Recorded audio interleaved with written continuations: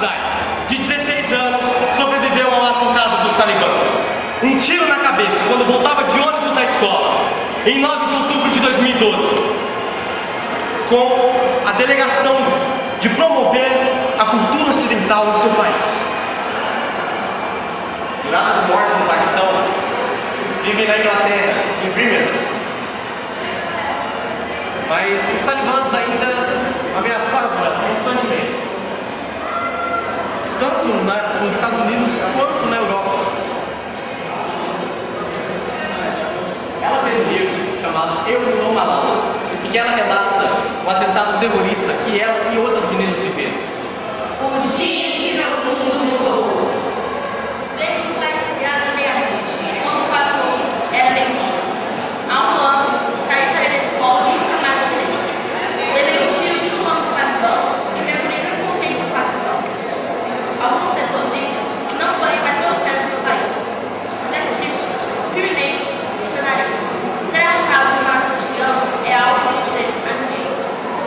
Tudo mudou numa terça-feira, 9 de outubro de 2012. Não era melhor das datas, uma vez que estávamos bem no meio das provas escolares. Mas, como gosto de livros, as provas não me incomodam tanto quanto algumas de minhas colegas. Vamos à escola 6 manhãs por semana e com a menina de 15 anos atrás. Minhas aulas são compostas de declarações químicas, dos estudos da gramática e de desenhos de diagramas da circulação sanguínea. A maioria das minhas amigas quer ser médica. É difícil imaginar que alguém possa ver isso como ameaça. Porém, do lado de fora da escola, não apenas o barulho e a loucura de ir embora, a principal cidade dos pátios, mas também homens como os talibãs pensam que meninas não devem receber educação formal.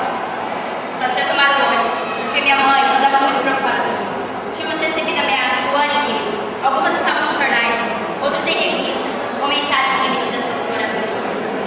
Minha mãe andava muito preocupada comigo, mas a milícia talibã nunca atacaram a menina.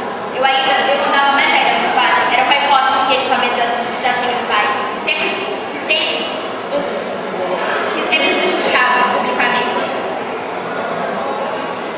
O grande amigo, Sahib Khan, havia sido morto com um tiro no rosto a caminho de Mesquita. E eu sabia que todo mundo vivia dizendo a ele: cuidado, você será o próximo. Na realidade, o que aconteceu foi quando eu estava derretendo. Devemos estar a menos de 200 metros do posto militar. Não conseguíamos ver adiante, mas um jovem barbudo vestido em cores claras invadiu a pista e, acenando, fez o ônibus parar. Outro homem de branco aproximou-se pela traseira do veículo. Ele usava um gorro de lã tradicional e um lenço sobre o nariz e a boca, como se estivesse gripado. Parecia um estudante universitário. Então ele avançou pela porta traseira do ônibus, debruçou-se na nossa direção e perguntou: Quem é Malala? ninguém disse nada, mas várias meninas olharam para mim. Eu era a única que não estava com o rosto coberto. Foi então que ele apontou uma pistola para mim. Depois descobri que era uma coach 45. Muitas garotas gritaram. O ônibus encontrou segurança.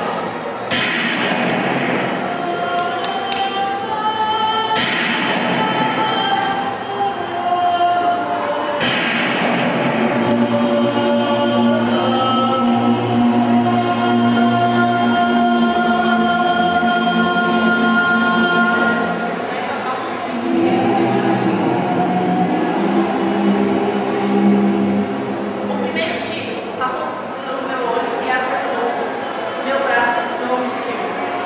O segundo passou pelo meu braço esquerdo, acertando a mão esquerda. Minhas amigas mais tarde me contaram que as mãos do rapaz tremiam ao atirar. Quando chegamos ao hospital, o meu cabelo longo e o colo de Nami estava coberto de sangue. Sobrevivi ao ataque. Meu sonho é a educação para todas as crianças do mundo. Sentar com minhas amigas e ir para a escola, ler um livro, é um direito meu. Ver todo ser humano com um sorriso de felicidade é o meu desejo. Quem é Malala? Malala sou eu, e essa é a minha história. Com sua campanha em prol da educação das meninas e contra o fundamentalismo religioso, Malala ganhou a simpatia do mundo. 32 milhões de garotos não vão à escola ao mundo por 3 motivos: a questão cultural que cada uma delas tem na família,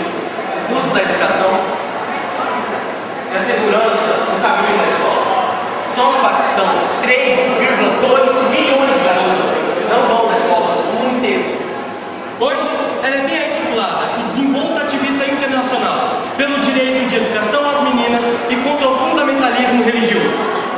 Eu sou Malala, meu mundo mudou, mas eu não.